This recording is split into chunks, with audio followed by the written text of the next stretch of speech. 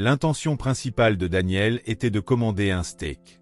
Néanmoins, le petit morceau de papier que la serveuse lui a présenté avec l'addition a complètement modifié le cours des événements. Au début, sa présence était à peine remarquée lorsqu'il est entré. C'était un mercredi après-midi particulièrement calme à Fort Smith, Arkansas.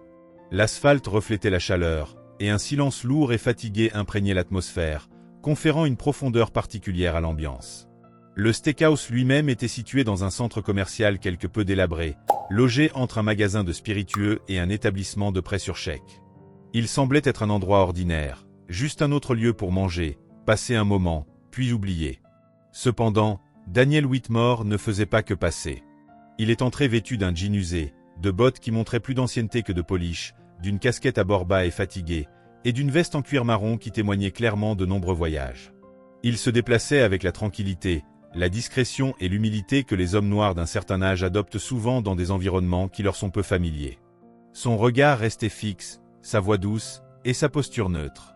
Ce comportement ne provenait pas de la peur, mais d'une habitude profondément enracinée. Une habitude ancienne.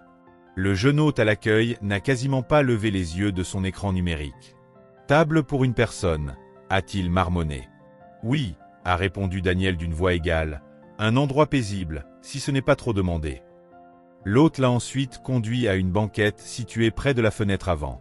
C'était la table 7. Cet emplacement lui offrait une vue sur la salle tout en lui permettant de bien voir la porte de la cuisine.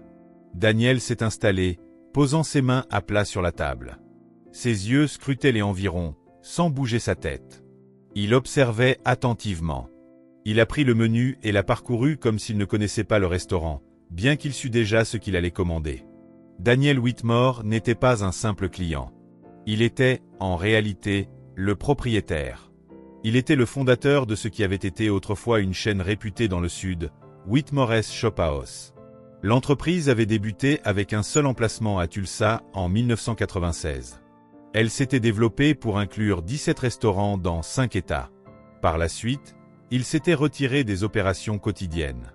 Il laissait d'autres personnes gérer la routine tandis qu'il se concentrait sur les aspects stratégiques, les partenariats et plus récemment, sur la lutte pour préserver l'héritage de son entreprise. Cette succursale de Fort Smith fonctionnait très mal. Elle souffrait de critiques négatives sur Yelp, de longs délais de service et d'un fort roulement de personnel. Il y avait aussi des dossiers financiers qui ne correspondaient pas. Son équipe fournissait des explications et des excuses. Daniel, cependant, n'était pas intéressé par ces justifications. Il cherchait la vérité crue. C'est pourquoi il avait visité l'endroit lui-même, à l'improviste et de manière anonyme. Daniel a levé le regard et a rencontré le sien. Elle semblait être une femme blanche d'une vingtaine ou d'une trentaine d'années, les cheveux attachés en un chignon désordonné et les manches retroussées. Elle avait l'air visiblement épuisée et sur la défensive. « Bonjour », a dit Daniel. « Que commandent les clients généralement ici ?» Jenna a jeté un bref coup d'œil au menu, comme si cela l'offensait personnellement. « Le ribeye est toujours un bon choix », a-t-elle proposé. « Il est accompagné de purée de pommes de terre et de choux verts. »« Je prendrai cela », a-t-il répondu en refermant le menu. « Saignant », a-t-il précisé. Elle a hoché la tête et s'est éloignée sans ajouter de commentaire. Daniel s'est penché en arrière sur sa chaise. Il a lentement parcouru la pièce du regard une fois de plus. Près du bar se tenait un homme, un individu corpulent avec une coupe en brosse et un polo ajusté, essayant apparemment trop fort de se donner de l'importance. Ses bras étaient croisés et il observait le personnel comme s'il s'agissait de simples éléments passifs. Cette personne devait être le gérant. Le steak est arrivé plus rapidement que prévu. Il était bon, bien cuit, et l'assiette était chaude. Le personnel de cuisine avait visiblement conservé une certaine fierté dans son travail, mais l'atmosphère générale demeurait troublante. Jenna est revenue, les yeux baissés, et a rempli sa tasse de café. Elle a posé l'addition, avec un reçu plié à l'intérieur. Daniel a attendu, la regardant s'éloigner en douceur et avec assurance, comme si rien d'anormal ne s'était passé.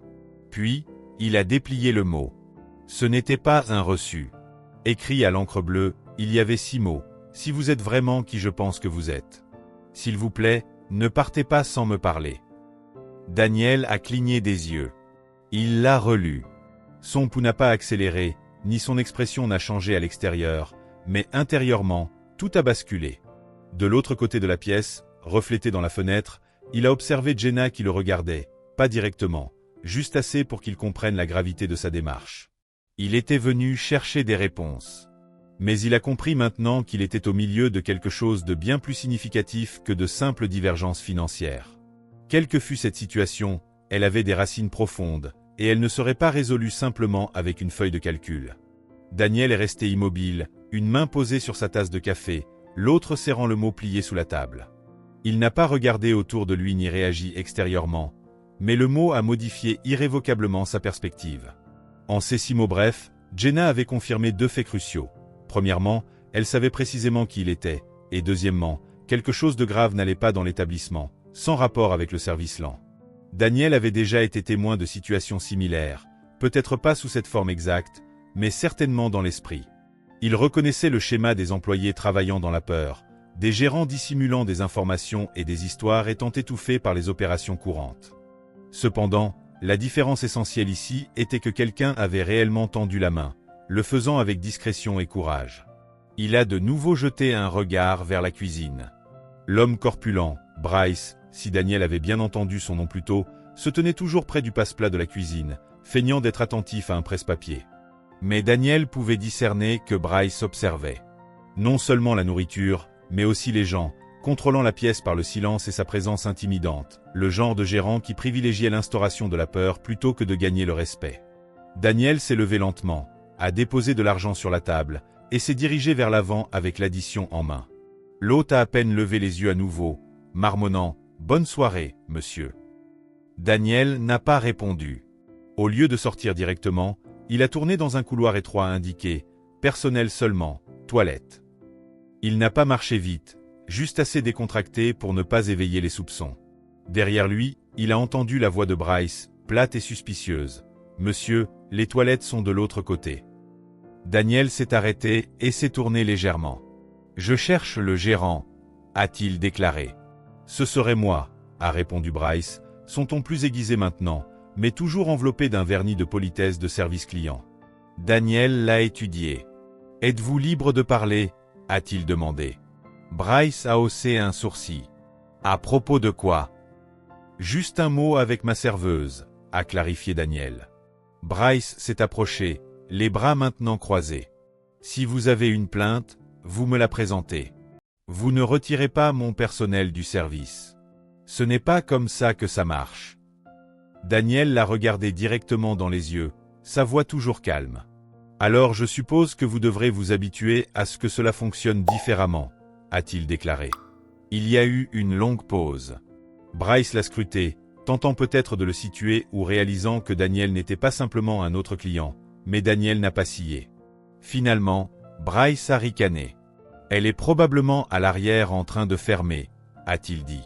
Daniel s'est retourné sans un mot et s'est dirigé vers le couloir arrière. Il a trouvé Jenna portant une caisse de citron. Elle s'est arrêtée quand elle l'a vu, ses yeux s'écarquillant légèrement, non pas de surprise, mais de peur et d'urgence. « Qu'est-ce que vous faites ici ?»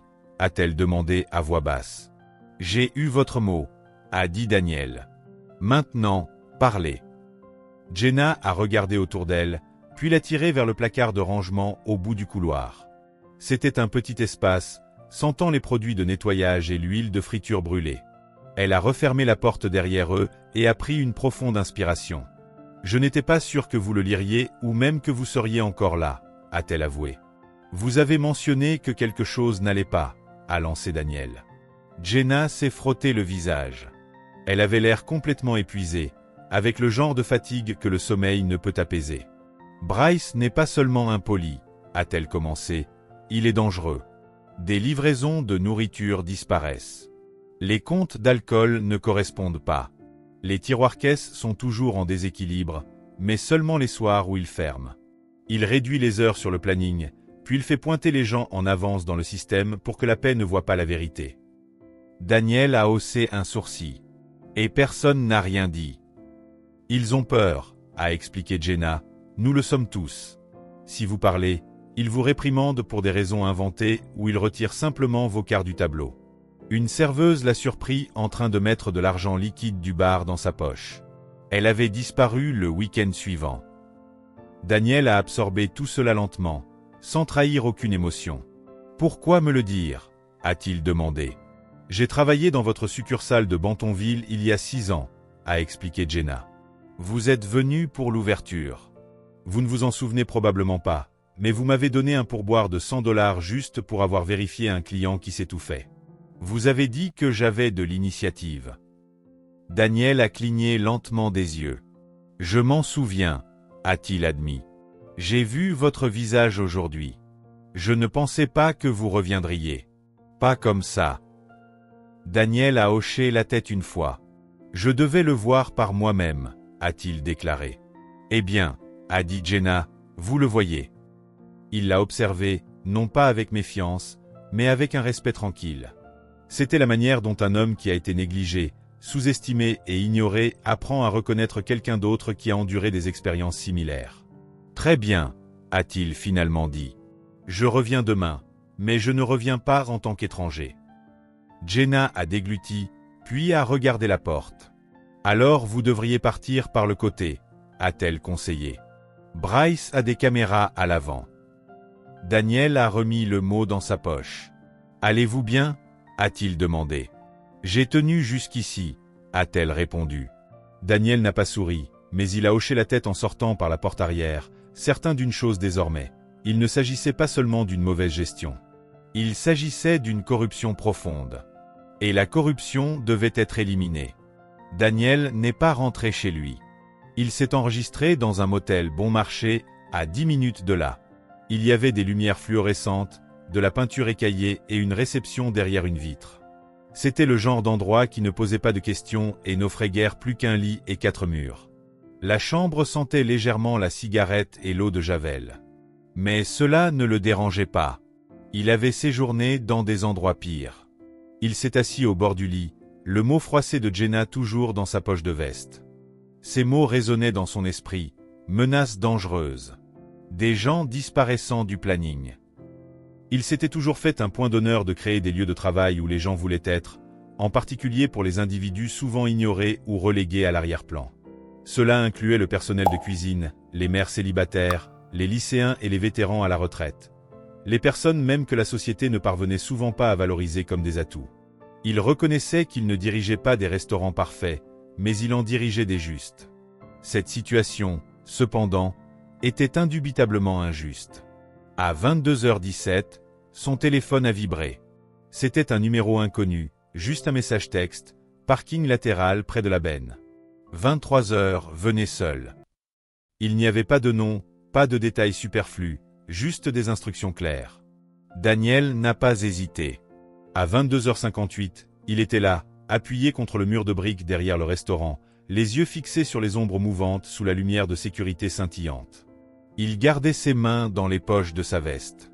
Cela semblait être une nuit ordinaire, mais son esprit était exceptionnellement vif. À 23h03, la porte arrière s'est ouverte doucement. Jenna est sortie discrètement, sa capuche relevée, se déplaçant rapidement mais silencieusement. Elle a regardé autour d'elle comme si elle s'attendait à être suivie. « Merci d'être venu », a-t-elle murmuré. « J'ai dit que je le ferais », a répondu Daniel. « Quelqu'un vous a-t-il vu ?» a-t-il demandé. « Non », a-t-elle répondu, faisant signe vers l'allée. « Marchons. » Ils ont marché ensemble en silence jusqu'à l'extrémité du parking.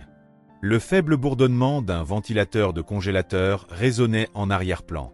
Jenna s'est tournée finalement vers lui. « Je devais être sûre que vous étiez sérieux », a-t-elle expliqué. La plupart des gens auraient simplement jeté ce mot. « Je ne suis pas la plupart des gens », a déclaré Daniel. « Je commence à le voir », a-t-elle répondu. Elle a fouillé dans sa poche et en a sorti une petite clé argentée, la lui tendant enveloppée dans une serviette en papier. « Ça ouvre son casier dans l'arrière-salle », a-t-elle expliqué. « Sac de sport noir. Il y garde un deuxième téléphone. Un burner. Je l'ai vu l'utiliser quand il pense que personne ne regarde. » Les sourcils de Daniel se sont légèrement levés. « Vous l'avez surveillé ?» a-t-il demandé. « Quelqu'un devait le faire », a-t-elle rétorqué. « Vous savez que cela pourrait mettre votre emploi en péril ?» a averti Daniel. Jenna a ricané. « Mon emploi était déjà en péril dès que j'ai commencé à poser des questions », a-t-elle déclaré, mais je ne peux pas continuer à le regarder marcher sur les gens. Couper des heures, empocher de l'argent, virer de bons employés juste pour ne pas lui cirer les bottes. Daniel a hoché lentement la tête. Vous êtes courageuse, a-t-il reconnu. Jenna a secoué la tête. Je suis fatiguée, a-t-elle dit. Il connaissait trop bien ce sentiment. Le genre d'épuisement profond qui s'installe jusque dans les os. C'était le genre de lassitude que les personnes noires connaissent souvent lorsqu'elles ont dû prouver leur valeur à maintes reprises juste pour entrer dans un espace, puis se sont senties contraintes de garder le silence une fois à l'intérieur. Il n'allait pas la laisser supporter ce fardeau seul. J'irai demain, a-t-il déclaré. Je regarderai autour. Si ce que vous dites tient la route, je m'en occuperai. Jenna a hésité. Bryce ne joue pas fair-play, a-t-elle averti. Glenn non plus. Si cela éclate, il ne s'agira pas seulement de moi. Glenn, a demandé Daniel, vous voulez dire le responsable régional? Elle a hoché la tête. C'est lui qui a embauché Bryce. Il passe une fois par mois. Ils parlent comme s'ils avaient des secrets. La mâchoire de Daniel s'est crispée. Glenn était avec lui depuis de nombreuses années. Il était digne de confiance, discret, ne cherchant jamais l'attention.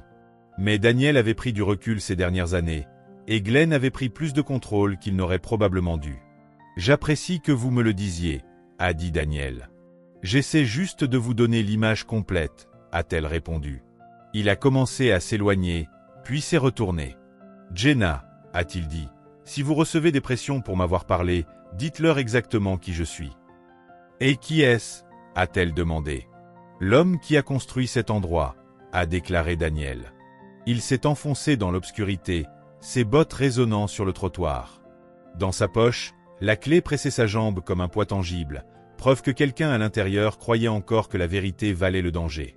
Le lendemain, il ne serait plus un étranger, ni les tromperies cachées derrière cette porte de cuisine.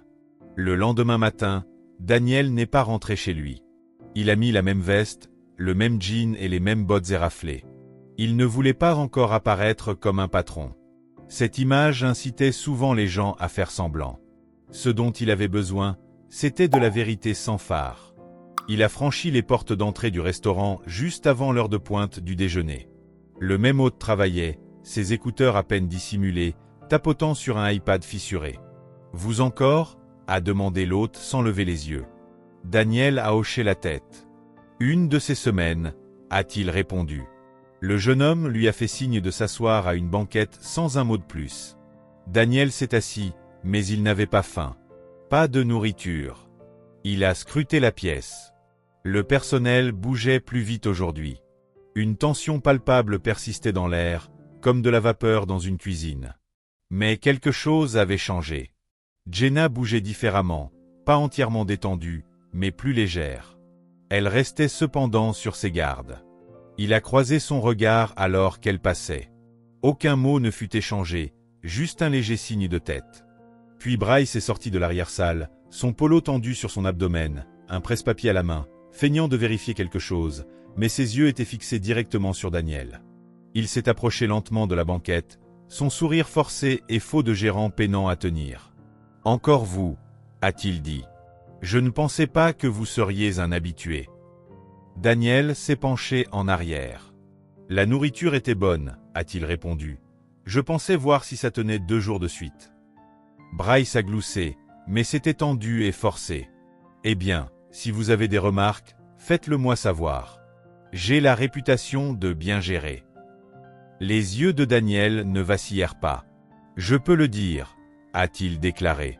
Bryce s'est attardé un instant, puis s'est éloigné, mais Daniel savait. Il le sentait.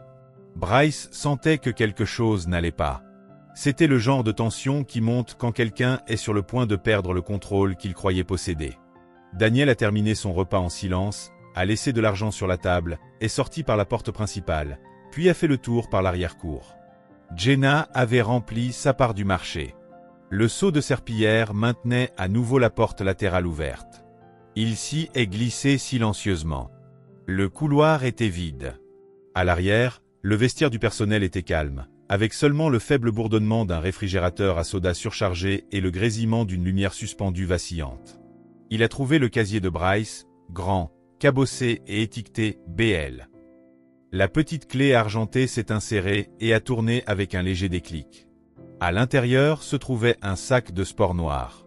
Daniel l'a ouvert et y a trouvé des vêtements de sport, une bouteille de Cologne et niché dans une poche latérale, un téléphone portable Burner. Il n'avait pas d'étui et pas de code. Daniel l'a fait défiler.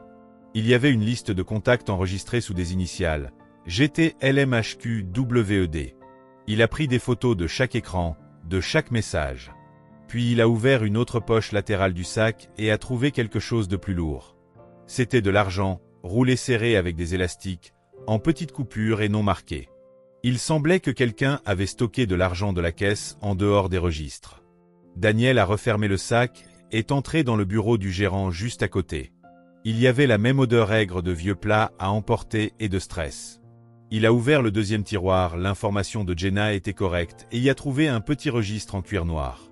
À l'intérieur de la couverture, un nom était écrit, Livre de l'anglais quotidien. Il l'a ouvert. Les pages étaient remplies de notes manuscrites, de journaux d'inventaire qui ne correspondaient pas aux factures, d'entrées d'alcool avec des quantités manquantes, de pourboires du personnel qui avaient été arrondis à la baisse et d'heures qui étaient barrées et réécrites. Il possédait désormais des preuves irréfutables. Mais avant qu'il ne puisse les glisser dans sa veste, la porte s'est entr'ouverte. Bryce se tenait là, les bras croisés, dépourvu de son sourire habituel. « Alors vous vous croyez malin », a-t-il dit. Daniel est resté immobile. « J'aurais dû m'en douter à la façon dont vous êtes entré ici », a continué Bryce. « Vous n'aviez pas l'air assez effrayé pour n'être qu'un simple client. » Daniel l'a regardé droit dans les yeux. « Vous parlez beaucoup pour quelqu'un qui a les mains sales », a-t-il rétorqué. Bryce est entré, refermant la porte derrière lui. « Vous vous introduisez dans mon casier, mon bureau, et vous pensez que vous allez ressortir d'ici comme si de rien n'était. » Daniel est resté calme, tenant toujours le registre à ses côtés. « Je ne sors pas en tant que client, Bryce, » a-t-il déclaré. « Je sors en tant que l'homme dont le nom figure sur le bail. L'homme qui possède cet endroit. » Bryce a cligné des yeux, visiblement pris au dépourvu. Daniel s'est avancé, sa voix basse et mesurée. « Vous avez volé, menacé des gens, couvert vos traces comme un débutant, » a-t-il dit. « Mais voici le truc. Peu importe à quel point vous avez été silencieux, le papier ne ment jamais. » La mâchoire de Bryce s'est crispée, et ses poings se sont serrés, mais il n'a pas bougé. « Vous allez appeler la sécurité » a demandé Daniel. « La police ? Allez-y, comparons nos notes. » Il y a eu un long silence. Puis Bryce a ri, un son amer et fatigué. « Vous croyez que ça s'arrête avec moi ? Vous croyez que j'ai fait tout ça tout seul ?» Daniel a plissé légèrement les yeux. « Glenn, » a-t-il dit. Bryce a hoché la tête une fois. « Vous ne voulez pas savoir à quel point c'est profond, » a-t-il averti. « Je le sais déjà, » a répondu Daniel. Daniel est passé devant lui, le registre glissé dans sa veste. Il a avancé sans peur ni hâte, car maintenant il avait plus qu'un simple soupçon. Il avait des preuves. Et une fois que vous avez des preuves, la dissimulation commence inévitablement à s'effondrer. Le téléphone a sonné le lendemain matin, juste après 9 heures. Daniel était de retour au motel, assis au bureau ébréché, organisant les photos du téléphone Burner de Bryce et les pages scannées du registre noir. Il n'était pas fatigué, il était intensément concentré. C'était le genre de concentration que l'on atteint quand on réalise que des individus de confiance ont systématiquement démantelé tout ce que l'on a construit. L'identification de l'appelant affichait un numéro local de l'Arkansas, sans nom. Il a répondu sans saluer. « Dan, c'est Glenn Tate », a dit une voix. Daniel est resté silencieux, laissant le calme planer dans l'air. « Vous auriez dû appeler plus tôt », a déclaré Daniel. « Je ne savais pas que c'était si grave », a affirmé Glenn. Daniel a ricané une fois, un son vif et incrédule. « Non, vous ne vouliez tout simplement pas savoir », a-t-il rétorqué. Il y a eu une pause sur la ligne. « Écoutez », a dit Glenn, son ton lisse faiblissant légèrement. « Bryce n'a jamais été raffiné, mais nous avions besoin de chiffres pour nous stabiliser. Il faisait le travail. »« Vous voulez dire qu'il volait ?» a pressé Daniel. « Je ne savais pas pour cette partie. »« Ne me mentez pas, Glenn. Pas maintenant. » Le silence s'est ensuivi. La voix de Daniel est restée ferme. On n'embauche pas quelqu'un comme Bryce sans savoir ce qu'il est prêt à faire, a-t-il expliqué. Vous l'avez fait venir pour faire le sale boulot pendant que vous gardiez les mains propres. Glenn a tenté de changer de sujet. Dan, allez. Nous nous connaissons depuis longtemps, a-t-il fait appel. Vous savez à quel point le marché a été difficile ces derniers temps. Les magasins ferment à gauche et à droite. La main-d'œuvre est chère. Les gens ne restent pas. Vous prenez du recul et soudain toute la pression est sur moi. J'ai dû prendre des décisions. Des décisions qui ont privé des gens d'heures, de pourboire, de tranquillité d'esprit, a rétorqué Daniel. Vous prenez ça personnellement, a accusé Glenn. Daniel s'est penché en avant. C'est personnel, a-t-il affirmé. J'ai construit cette entreprise pour donner une chance aux gens. Des gens comme moi qui ont été mis de côté. Et maintenant j'ai du personnel qui a peur de demander des pauses parce qu'ils ne savent pas qui les surveille. La voix de Glenn s'est durcie. Écoutez, je ne veux pas que cela tourne mal. J'essaie de nous garder propres ici. Daniel a failli rire. Propre ? A-t-il ricané. Vous avez de l'argent qui change de main, des accords en coulisses avec des représentants de liqueurs, des registres falsifiés et un téléphone burner plein de preuves. Vous n'êtes pas propre. Vous êtes juste discret. Une autre pause. Qu'est-ce que vous voulez ? A finalement demandé Glenn. Daniel n'a pas hésité. Je veux que vous partiez. Glenn a ricané. Vous ne pouvez pas prendre cette décision. Vous êtes semi-retraité. Je suis toujours le fondateur, a déclaré Daniel. Mon nom est toujours sur tous les documents légaux. Vous pensez que le conseil d'administration n'écoutera pas quand il verra à quel point ce désordre est profond ? Si vous rendez cela public, nous perdrons tous, a claqué Glenn. Le nom de l'entreprise, votre nom, cela entraînera tout le monde vers le bas. Daniel s'est levé, le téléphone toujours collé à son oreille. Alors je suppose que vous auriez dû y penser avant de nous trahir tous, a-t-il conclu. Il a raccroché. Il ne dit pas au revoir. Il n'en avait pas besoin. À 14 heures, Alicia Knox avait tous les éléments nécessaires. Documents scannés, capture d'écran de texte, notes et le téléphone, burner, que Daniel avait livré ce matin-là. C'est suffisant, a-t-elle simplement déclaré. Ils plieront. Bien, a affirmé Daniel. Mais Dan, si vous allez jusqu'au bout, vous ne faites pas que renvoyer un individu, a averti Alicia. Vous démantèlerez votre structure établie de longue date. Êtes-vous prêt pour cela ? Daniel l'a regardé droit dans les yeux. Je ne désire plus cette ancienne structure, a-t-il déclaré.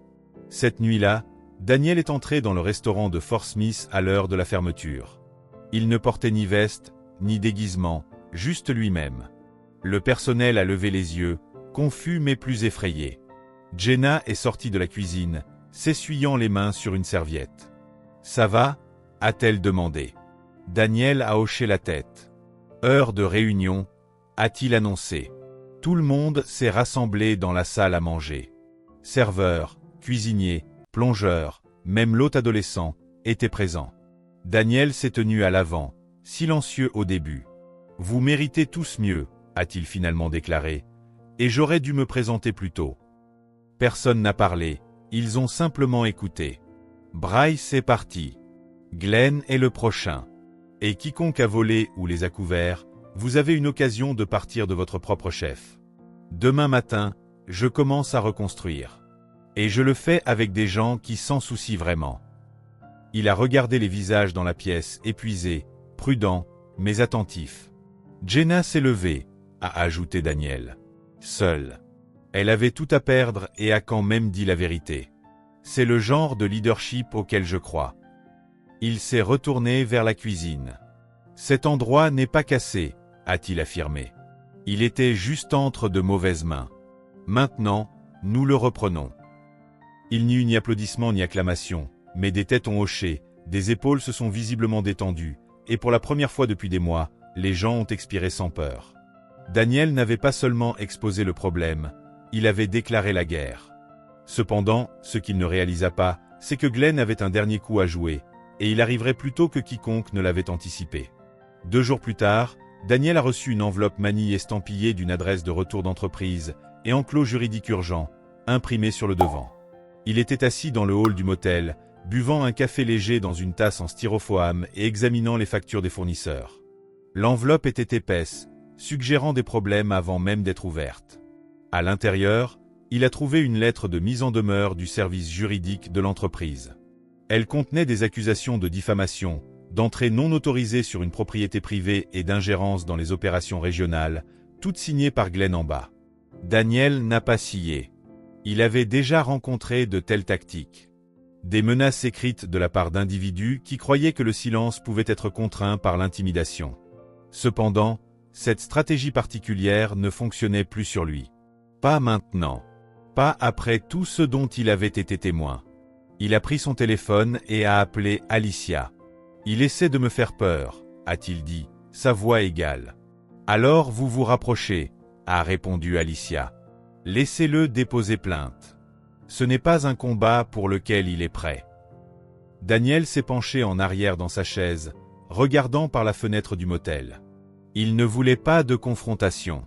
Il voulait de la responsabilité et un véritable respect pour les gens qui faisaient tourner ces établissements avec diligence jour après jour. Il est donc revenu, non pas au siège social, non pas à Tulsa, mais à Fort Smith, auprès de son peuple. Ce soir-là, le restaurant se calmait. Les tables étaient débarrassées, les reçus imprimés, et le dernier cycle de la friteuse de la cuisine sifflait jusqu'au silence.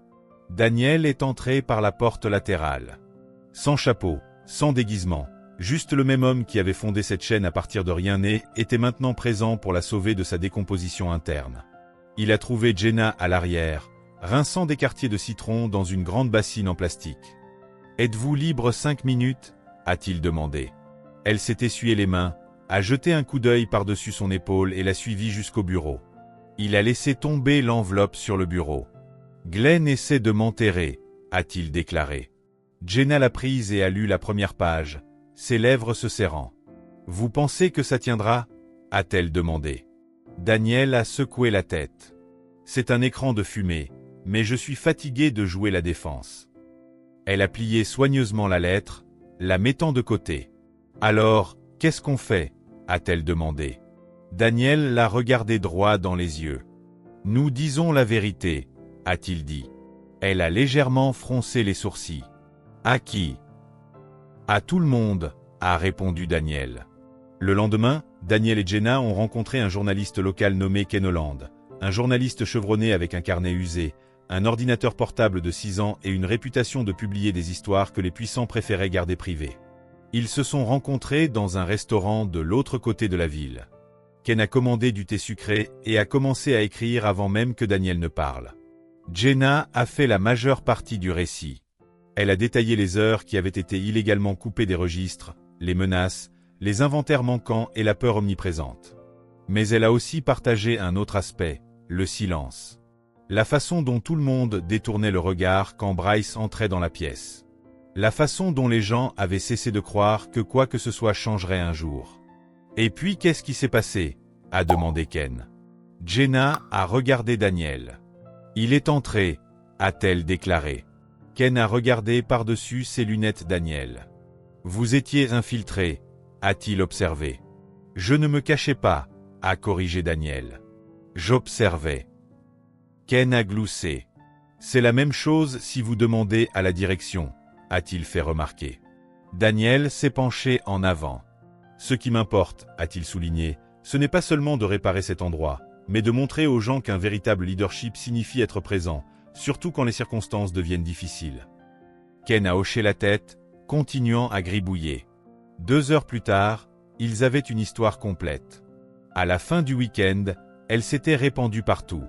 Les titres disaient « Le propriétaire infiltré découvre vol et abus dans un steakhouse local » et « Une serveuse lanceuse d'alerte a aidé à tout exposer ». L'article a complètement exposé la situation. Le personnel des autres succursales a envoyé des courriels directement à Daniel, certains s'excusant, d'autres exprimant leur gratitude. Quelques-uns ont même partagé des histoires d'années précédentes, détaillant des problèmes similaires dans d'autres endroits avec différents gérants, suivant le même schéma de corruption. Daniel a répondu à chaque message, non pas parce qu'il y était obligé, mais parce qu'il comprenait que le silence avait contribué à la genèse du problème. Et maintenant, il fallait que cela cesse. Le lundi suivant, Jenna est entrée dans le bureau avant son quart de travail et a trouvé une enveloppe à son nom. À l'intérieur, il y avait une lettre d'offre, un emploi à temps plein, des avantages sociaux, un salaire et le titre de directrice générale pour l'emplacement de Fort Smith. Jenna a cligné des yeux de surprise. Elle l'a lu 3 fois. Quand elle a levé les yeux, Daniel se tenait déjà dans l'embrasure de la porte, l'observant. « Vous êtes sérieux ?» a-t-elle demandé. Il a hoché la tête. « Vous l'avez mérité », a-t-il affirmé. « Je ne sais pas si je peux. » A-t-elle commencé. « Vous l'avez déjà fait », a-t-il complété sa phrase. Elle tenait la lettre comme si elle pouvait se désintégrer dans ses mains. « Personne ne m'a jamais soutenu comme ça », a-t-elle dit, la voix pleine d'émotion. Daniel a souri faiblement. « Vous vous êtes soutenu vous-même », a-t-il clarifié. « Je me suis juste assuré que ça tienne. » Au cours des semaines suivantes, le restaurant a subi une transformation, non seulement dans son apparence, mais aussi dans son rythme opérationnel. C'était le genre de rythme qui émerge lorsque les gens désirent vraiment être là. Les nouvelles recrues étaient formées par des vétérans expérimentés qui avaient enfin une raison de se soucier. Jenna dirigeait avec équité, pas avec peur. Les réunions de personnel ont évolué en sessions de résolution de problèmes, plutôt qu'en réprimandes disciplinaires. Et la nourriture s'est considérablement améliorée. Parce que tout a un goût différent quand on ne cuisine pas sous contrainte. Les clients l'ont remarqué. La nouvelle s'est répandue. L'emplacement de Fort Smith n'était plus celui à éviter. Il redevint le restaurant phare. Un après-midi, Daniel s'occupait de la paperasse au bureau lorsqu'un adolescent, laveur de vaisselle, a frappé à la porte. Théo, un jeune homme calme et diligent, restait toujours tard pour accomplir ses tâches sans qu'on le lui demande. « Monsieur Whitmore » a-t-il commencé. « Oui » a répondu Daniel. « Ma mère travaillait pour vous à l'établissement de Tulsa » a dit Théo. « Elle a dit que vous l'aviez aidé quand mon frère est tombé malade. Vous lui avez donné du temps libre. Vous l'avez quand même payé. » Daniel a levé les yeux. « Elle disait toujours que vous étiez différent » a ajouté Théo. Daniel a hoché lentement la tête. « Dites-lui que je me souviens d'elle » a-t-il dit. « Et dites-lui que son enfant fait du bon travail. » Théo a souri comme s'il venait d'accomplir quelque chose de significatif. Cette nuit-là, Daniel est resté tard. Tous les autres étaient partis. Les seuls bruits étaient le faible bourdonnement du réfrigérateur et le doux grésillement des panneaux de sortie au-dessus. Il s'est assis dans une banquette avec une assiette de gruau que Jenna lui avait préparée plus tôt. Il n'y avait pas de présentation sophistiquée, juste du gruau chaud, 2 tranches de pain grillé et du beurre fondant au centre. Il a pris une bouchée, s'est adossé et a regardé autour de lui. Il ne s'agissait jamais seulement de steak. Il s'agissait de personnes. Les négligées, les réduites au silence, celles qui se présentent malgré tout. Des gens comme Jenna, comme Théo, comme la femme qui faisait des doubles quarts sans garde d'enfant et ne se plaignait jamais. Comme le cuisinier qui se présentait avec une attelle au poignet parce qu'il ne pouvait pas se permettre de prendre un jour de congé. Daniel n'essayait pas de sauver l'industrie de la restauration dans son ensemble. Il s'efforçait de préserver le peu d'honnêteté qui y subsistait. Et peut-être, de reconstruire le genre d'endroit où les individus n'avaient pas à chuchoter pour être entendus. Si vous avez déjà travaillé sous les ordres de quelqu'un qui abusait de son pouvoir, ou si vous avez eu peur de parler, que cette histoire vous serve de rappel. Le changement ne vient pas d'un titre. Il commence par le courage. Parlez. Présentez-vous. Et soutenez les gens qui risquent tout pour faire ce qui est juste.